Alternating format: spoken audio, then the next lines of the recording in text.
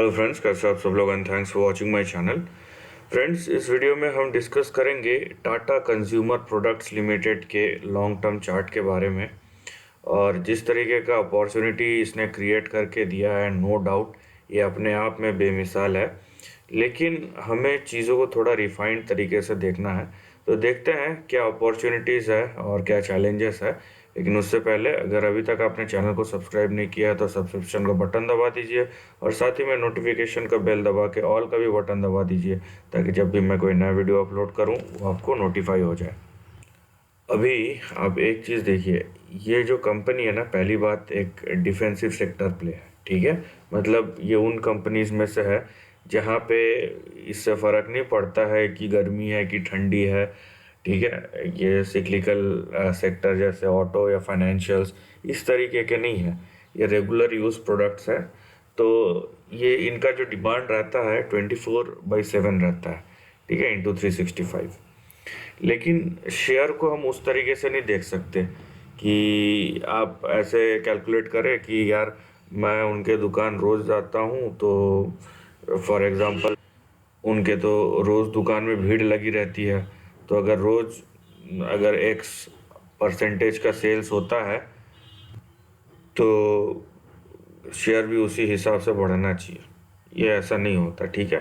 अगर मतलब मैं थोड़ा मजाक में बोला, लेकिन आप किसी के भी दिमाग में ऐसा कोई मिसकंसेप्शन होगा ना तो प्लीज़ इसको कहीं से भी सच मत मान लीजिएगा।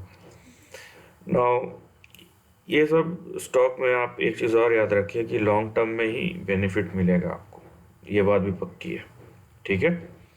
अब देखिए इसको, ये जो स्टॉक है ना, इसको हमें अलग अलग तरीक़ों से देखना होगा, क्योंकि ये स्टॉक अलग अलग तरीक़ों से अपने डिफरेंट टाइम में डिफरेंट फेजेस के थ्रू गुजरा है।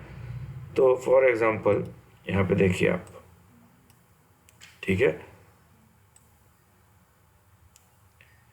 ये आपको दिख रहा है यहाँ पे 1 2 3, तो हम इसको ट्रेंड लाइन बोल सकते हैं। अब इसी को मैं बेस मानूंगा, अगर मान लो इसी को मैं मानता हूँ, ये देखिए, ठीक है,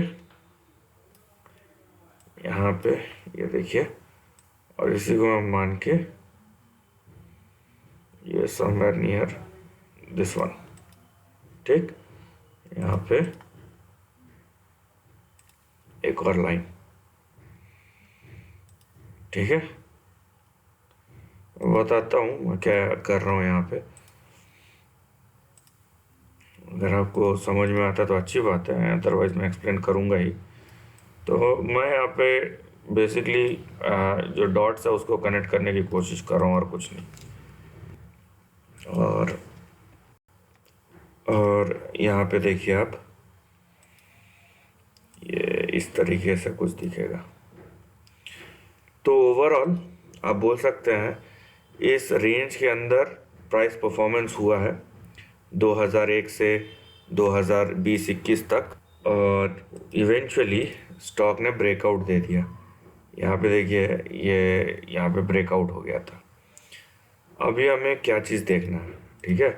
रिटर्न की जहाँ तक बात करें, आप अगर साल 2001 से अभी तक का रिटर्न देखेंगे, 7,000 7,500% का रिटर्न है।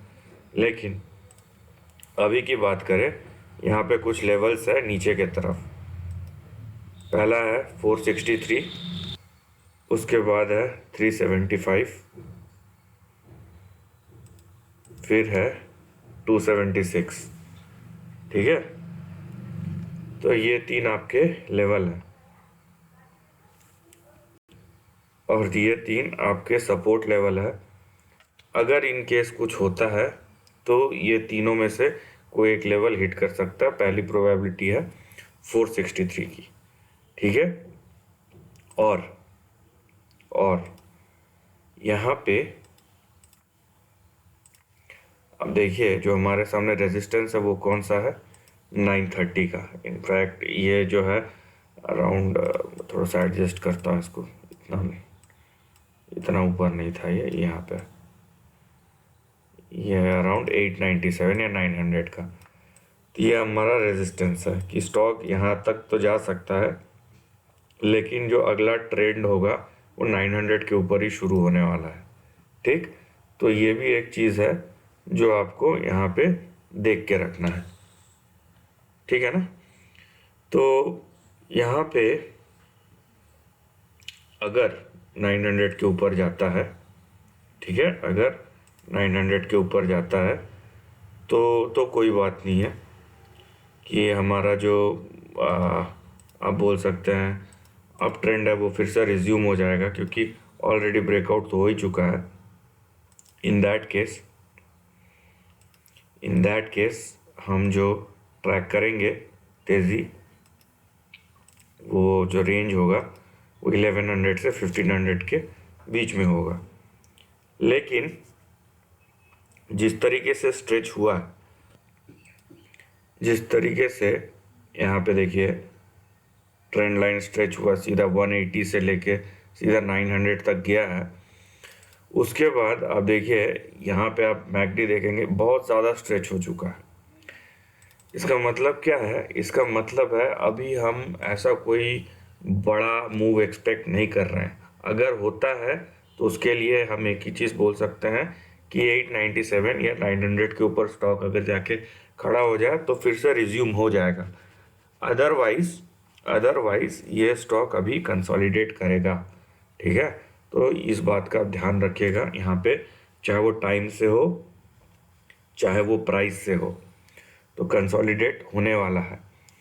और यहाँ पे एक सिनारियो और है कि मान लीजिए साहब निकल जाता 900 के ऊपर, ये ऊपर भी चले जाता 1100 1200, तो भी आप एक चीज़ याद रखिए, ये रेजिस्टेंस को हिट करता है।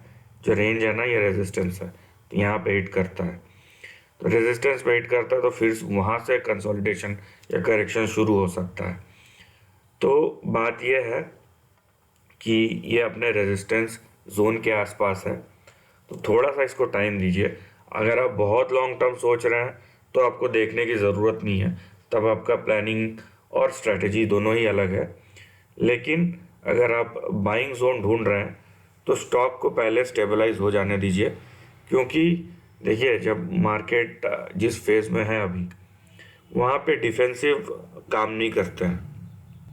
और इसका मतलब ये कतई नहीं है कि वो रिटर्न कमा के नहीं देंगे, उसका मतलब सिर्फ यही है कि वो बाकियों से जो रिटर्न है वो कम कमा के देंगे। ठीक है, तो इस बात का आप ध्यान रखिएगा। सो वेट कीजिए अपने अच्छे बाइंग लेवल का, उसके बाद फिर अपना डिसीजन लीजिएगा। So this is the end of the video. Thanks for watching.